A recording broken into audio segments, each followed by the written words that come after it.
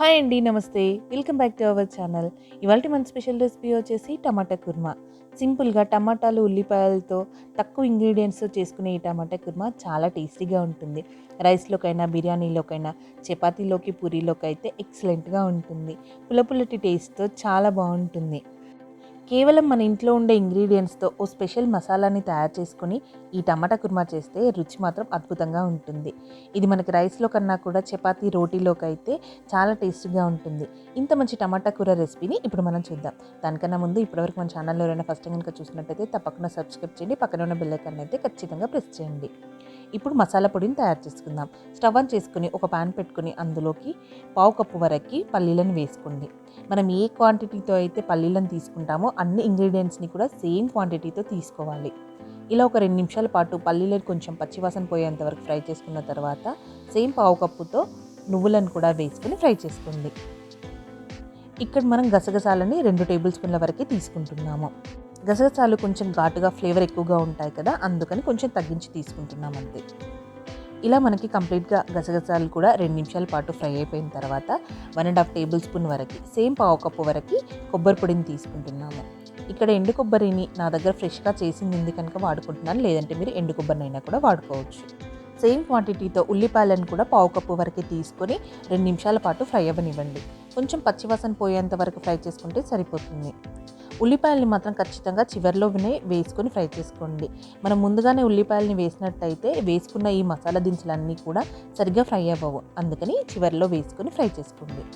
ఇది కంప్లీట్గా చల్లారిన తర్వాత మిక్సీలో వేసుకొని కొద్దిగా వాటర్ని యాడ్ చేసుకుంటూ మెత్తటి పేస్ట్లా తయారు చేసుకోండి. ఇప్పుడు స్టవ్ ఆన్ చేసుకుని ఒక బాండీని పెట్టి అందులో 4 టేబుల్ స్పూన్ వరకు ఆయిల్ని వేసుకోండి.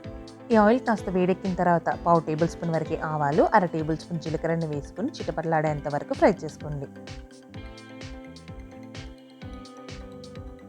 ఇలా ఓ నిమిషం ఫ్రై అయితే సరిపోతుంది. ఇవి కాస్త చిటపటలాడుతున్నప్పుడు 2 మీడియం సైజ్ ఆనియన్ని సన్నగా కట్ చేసి ఇందులో వేసుకోండి.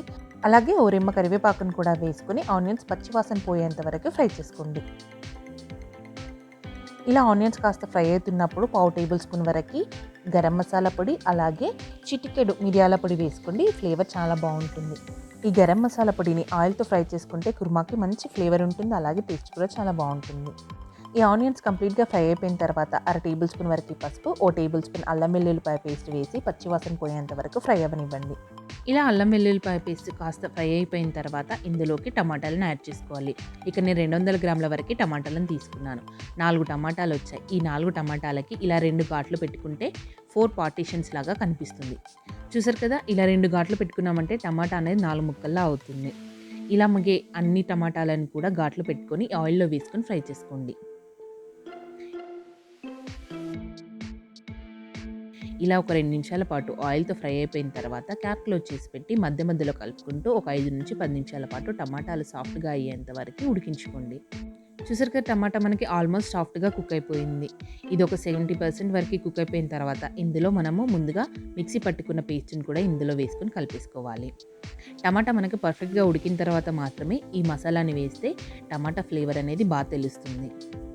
ఇందులోనే మిక్సీలోకి కొంచెం ఒక చిన్న గ్లాస్ వరకు వాటర్ని యాడ్ చేసుకుని ఆ వాటర్ని ఇందులో వేసుకుని కొంచెం లిక్విడ్లా తయారు చేసుకోండి.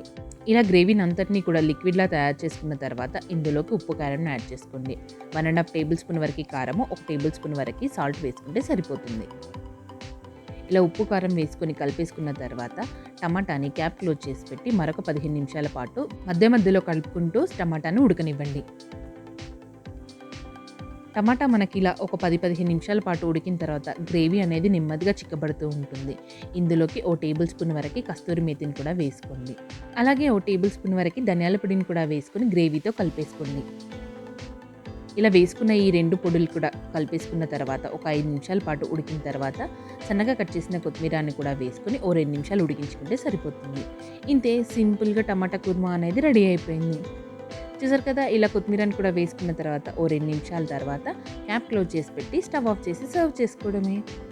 సింపుల్గా తయారు చేసుకునే ఈ టమాటా కుర్మాని రోటీలోకి అయితే చాలా టేస్టీగా ఉంటుంది. ఖచ్చితంగా మీరు కూడా ఇంట్లో ట్రై చేసి ఎలా వచ్చిందో నా కామెంట్ సెక్షన్లో చెప్పండి. మనకి డాబాల్లోకైనా రెస్టారెంట్లోకైనా కూడా సేమ్ ఇలాగే తయారు చేస్తూ ఉంటారు. టేస్టీగా ఉండే టమాటా కుర్మాని మీరు కూడా ఇంట్లో ట్రై చేయండి. పిల్లలకైనా పెద్దవారికైనా అందరికీ కూడా చాలా నచ్చుతుంది. చూసారు కదా టమాటా కుర్మాని ఎలా తయారు చేయాలో. ఈ వీడియో కనుక మీకు నచ్చినట్లయితే తప్పకుండా లైక్ చేయండి, షేర్ చేయండి. మరిన్ని మంచి మంచి రెసిపీస్ కోసం మన ఛానల్ని అయితే ఒకసారి విజిట్ చేయండి. తప్పకుండా సబ్స్క్రైబ్ చేయండి. సబ్స్క్రైబ్ చేసిన వాళ్ళైతే డైలీ ఫాలో అవ్వడానికి ట్రై చేయండి. పక్కనే ఉన్న బెల్ ఐకాన్ అయితే ప్రెస్ చేయడం అస్సలు మర్చిపోకండి. Thank you friends. Thanks for watching. Please subscribe. Thank you.